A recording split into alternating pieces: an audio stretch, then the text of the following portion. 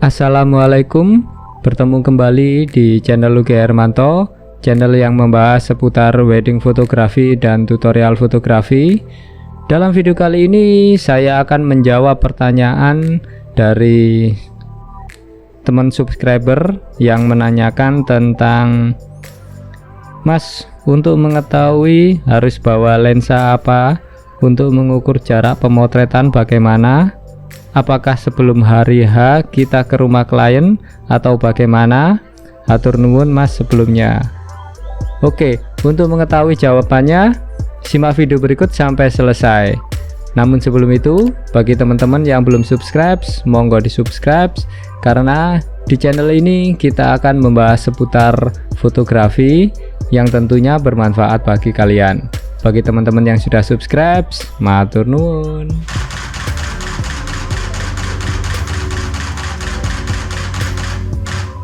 Untuk menjawab pertanyaan dari Mas Noble Video Artwork Channel, saya akan sedikit menjelaskan bahwasanya tidak semua wedding itu bisa mendapatkan tempat yang enak, tempat yang luas, tempat yang nyaman untuk kita motret.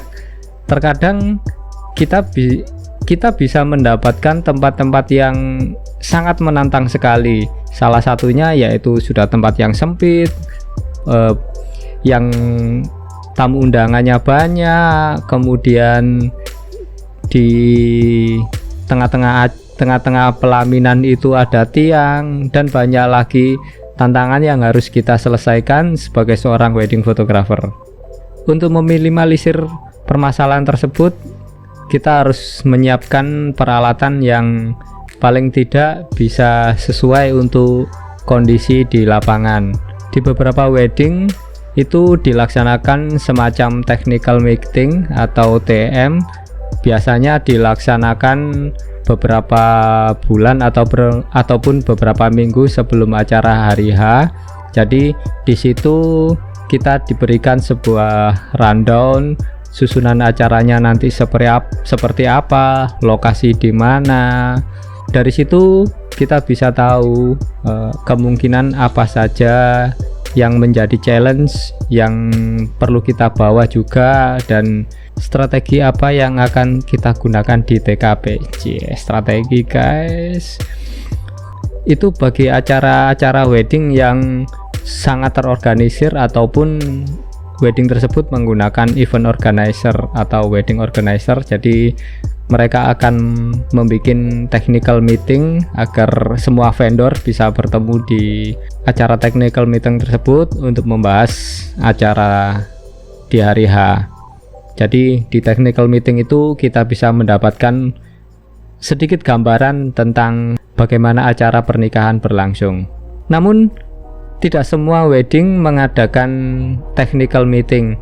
Untuk mengetahui kondisi di lapangan, salah satunya ya kita tanya langsung ke klien. Itu kalau job weddingnya tersebut kita dapat secara langsung dari klien. Jadi kita bisa nanyakan nanti akad nikahnya di mana, lokasinya seperti apa, kemungkinan yang datang banyak atau sedikit. Jadi di situ kita bisa memperkirakan peralatan apa aja yang akan kita gunakan, lensa apa aja, khususnya lensa apa aja yang kita bawa dan akan kita gunakan untuk bertugas. Jika memang itu klien langsung dari kita atau direct klien, kita bisa nanyakan langsung. Akan tetapi terkadang teman-teman mendapatkan klien ini katakanlah dari Perias ataupun dari pihak yang lain. Terkadang kita nggak diberikan akses untuk bisa komunikasi dengan klien. Kalau kondisinya seperti itu, ya kita main feeling saja. Kita tanya kepada yang ngasih job kita, rencananya akad nikahnya di mana, resepsinya di mana. Kalau akad dan resepsinya di rumah, ya wis kita harus siap-siap menggunakan atau kita membawa lensa yang sekiranya kita pikirkan kemungkinan terburuk ya. Lokasi yang akan kita foto itu tempatnya sempit dan bakalan banyak orang yang datang.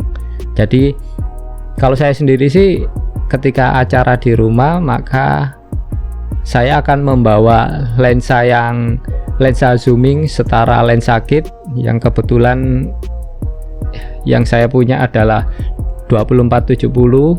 Ini adalah lensa kit di body full frame. Jadi kalau bagi teman-teman yang masih menggunakan APS-C ya setara dengan lensa kit lah, katakanlah 1855 ataupun 1740, 1750. Intinya selebar mungkin yang bisa kalian bawa. Itu ketika kita tidak tahu bakalan kondisinya nanti seperti apa. Jika memang kita tahu kondisinya bahwasanya tempatnya sempit mas, jadi mau nggak mau kita harus mempersiapkan lensa yang lebih lebar lagi. Lensa yang lebih lebar lagi biasanya saya gunakan lensa 20 mm. Di full frame ini 20 mm ini jadi lensa ultra wide, sehingga ya sebetulnya itu sebagai backup saja sih seandainya 24 mm ini tidak bisa mengcover seluruh area.